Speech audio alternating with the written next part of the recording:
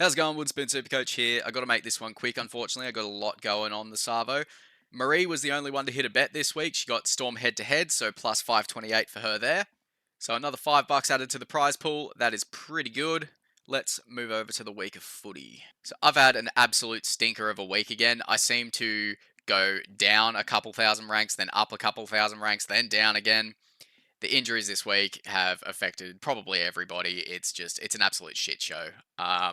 I have a feeling I am going to run out of trades this year. It's just been carnage. So let's get into the games. Starting off with Melbourne and Roosters, we'll start with Harry Grant. He just does this after Origin every year. He looks like he's a little bit underperforming and that he's not really worth the buy, and then he comes out and does this.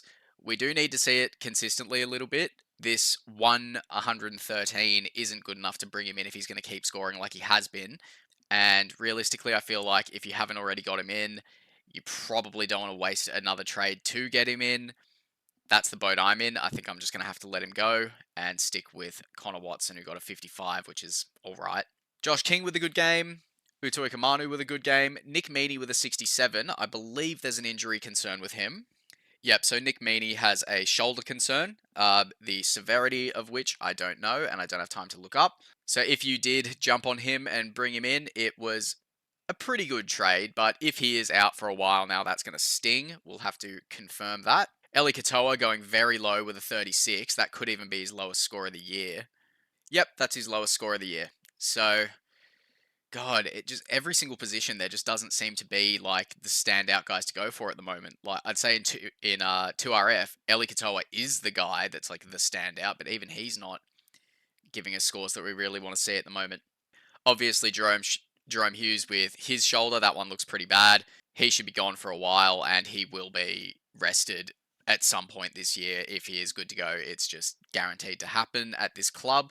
So Hughes, we probably need a little more information on how long he's going to be out to make a decision there, but I feel like a lot of people are going to be going Hughes to Cleary this week. If you decided to go with the Cleary and Hughes combination and say you sold Hines for Cleary or something, that really stings. And that's what I did. So, love my life. That'll do for the Storm. Let's move over to the Roosters. Sam Walker scores an 80. Decent enough with him coming back, but I don't think anyone's really looking at bringing him in. Tedesco with a 64. He's just a little bit of a tough watch lately. In the last month, you're kind of hoping he doesn't go out there and score a 20. It's a little bit concerning. I'm wondering if he had a little bit of fire in his belly around the Origin period, just with that whole situation, and now that's kind of died off a little bit. I don't know. But I don't have the trades to get rid of him, so I've just got to hope he gets better. Connor Watson with a 55 is fine. Angus Crichton with a 53 is okay. I'm still not too keen on him myself. Nawaka Nitawasi with a 47 is actually quite good. He could have very easily scored more towards his floor this game. So good he got a little bit of points there. This was a really, really shit start to the week for me. Before updates, I had 5 players that had scored under 50, and you just can't really recover from that in a week of Supercoach. So I knew that my week was dead and buried pretty much from this game alone. So fun times. Cowboys Dragons. I have been saying that Dearden is becoming a little bit more of an option, and now that he's playing 7, it's quite an interesting option. He's going to rocket up in price. He's got a negative 15 break even. Trading Dearden in this week does definitely feel very reactionary. If we have a look at his historic scores, he's definitely got ceiling and is able to get there. We've seen 143 there, 114 there, 165. But we also see 23, 42, 21, 28, 18. Granted, that first month of the year, if we take that out, he's actually got quite a decent average. Still another 23 there against the Roosters, but I can't really think of a situation you'd be in where bringing Dearden in is a good idea. I do like it as a pot option for next year, but that's fucking a year away, so let's cool off on that. Yeah, I get it, game. I'm good at Supercoach. Fuck off. Drinkwater with a 91. I went to put the VC on him and forgot, and left it on Ezra Mam, and he scored a nice 20-something, so we love that. Yep, 91 from Drinkwater. That's about what we expected against a Dragon side. He just seems to get decent scores, even when the Cowboys don't score well themselves. I don't really give a fuck about anyone else in this team. Nah. Dragons, honestly, Do we care about anyone? Clemmer, Sloan, Allen, maybe there's some people hanging on to him. Yeah, nah, whatever. Moving on. Broncos Eels. There's my nice potty VC with a huge 27. What a play from me. I've got a feeling that this may be one of my worst trades of the year. Shout out to Makapsu. I know he did it as well. Sorry, brah. Hopefully he turns it around and gets us some pod scores because hasn't been it so far. Karapani with a 36 is completely irrelevant. Pretty much everyone who knows what they're doing playing this game has him, so it doesn't really make a difference what he scores. Payne Haas with a 60. Apparently there is a bit of an ankle concern for him, but we've been hearing every week that there's concerns with him and he just keeps playing and keeps punching out decent enough scores. So realistically, I can't be trading anyone out unless they've got season-ending injuries at this point. I've got 5 trades left, and there's still 6 rounds of footy to be played, so it's tough. Definitely not in a position to be making any luxury trades. Reece Walsh with a 60. Yeah, whatever. Nothing really to say there. I know a few people have gone on him. This fucking notification. I never really saw the hype around Walsh. Like, yeah, the Broncos haven't been doing too well early in the year at least. And looking at it, there's some decent scores in here. The ceiling isn't really there. We know he's got the ceiling. It's just, I feel like with Reece Walsh, Ben Hunt, Adam Reynolds, Ezra Mam, it's a lot of strike weapons. So I feel like the points are starting to evenly divide up between those guys a bit more, and you're less likely to see a high ceiling game from any of them specifically. I think that's why we're seeing Ezra Mam go to shit. It would make sense. But again, he could come out next week and score 150, so let's just see what happens. For the Eels, Lomax with a 99. Good. It's about what we expect from him. Charlie Geimer scores a 59. You'd be stoked if you were still holding on to him. Mitch Moses with a 43 is a little lackluster. He's actually going to be really cheap. He's already dropped cash. He's under 500k. If this Jerome Hughes injury has really put you in a tough spot and you're struggling for cash, there's a play there with Mitchell Moses. We know he has the ceiling. How has he been scoring when he has been playing? 98, 64, 42, 81, 30, 30, 40. So it's not the best. It's not the worst.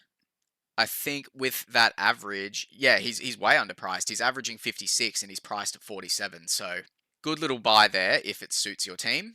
Fuck off. Who else we got here? Carrigan. I know some people were going with him with the carnage going on in the forwards lately. You'd be happy with the 62. You can expect that give or take 5 or 10 points every week. And I think that's all I care about here. Let's move on again. Warriors Titans. Halasima just keeps doing a job. I still don't think he's a buy. He's very attacking stat reliant. I think a lot of people might fall into that trap. Tuivasa-Sheck and Fisher Harris both with decent games. Chanel Harris-Tavita doing a job. Aaron Clark doing okay. A little bit down from what we know he can do. And Wade Egan with a 12. Did he get a head knock or something? Possibly. Yeah, for the Wars, it's not the greatest sign that they've dropped a game here against the Titans. Maybe just like a little bit of complacency. But they're not doing as bad as we would have thought with losing Metcalf. So if you were considering any Warriors, I don't think the Metcalf consideration has that much weight, especially if you're looking at like a Fisher Harris or a Aaron Clark or one of the forwards. But I definitely won't be going there. I'm not keen. Jaden Campbell scores an 115. I feel like a lot of people, yeah, he's very low owned now. I feel like a lot of people would have sold him recently, which sucks. It is the correct decision until he goes and gets this massive score. It was the right thing to do. The Titans are fucking shit. And yeah, they've gone and upset the Warriors, but I don't think this is something we can get used to. If they go back-to-back wins, then we can have this conversation again, but I still am not confident in them. I don't really think too many other players here are that relevant. Fermor with a 53 is, yeah, whatever. And I think that'll do. Can we get some relevant teams, please? Panthers Tigers. I decided not to go with Cleary this week. I just wanted to kind of see how he went. That I just had a feeling that it could have been the play, and I technically did save a trade by not doing that. I would have gone Wishart to Cleary if I did it, which meant I would have burned a trade and then been stuck with Cleary and Jerome Hughes. So I've kind of saved myself a little bit there, but I still do have to trade out Jerome Hughes. Oh, I've just realised Wishart's probably going to start for them now. Oh! Pod Central. How good. Maybe he's actually an option to buy. Anyway, I'm getting ahead of myself.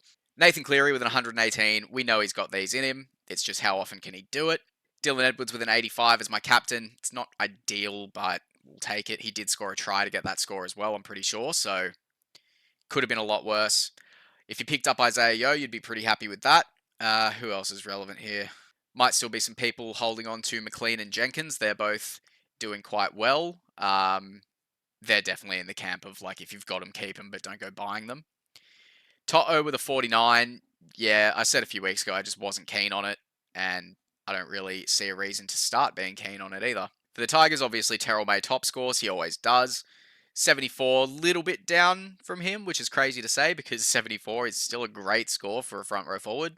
Taylor May with a 49. He's another one that looks like an exciting buy that I think a few people will get trapped into. Yeah, he's already at 3% and he's not even changing price yet. So I could very easily eat my words here and he could average like 70 for the rest of the year, but I don't see it. Are we looking at anyone else here? No. Rabbitohs Sharks. I feel like I might have missed a few injuries here because there definitely were some this week. Let me just go over that. So for shoulder dislocations, we've got Jerome Hughes, Tavita Tatola, and Hamoli Olakawatu. Kind of crazy that we've got 3 shoulder dislocations in 1 week. It's just the fucking injuries in the back end of the year are ridiculous. For the Roosters Storm game, obviously Hughes, then Nick Meaney's shoulder. Egan Butcher's also done a shoulder.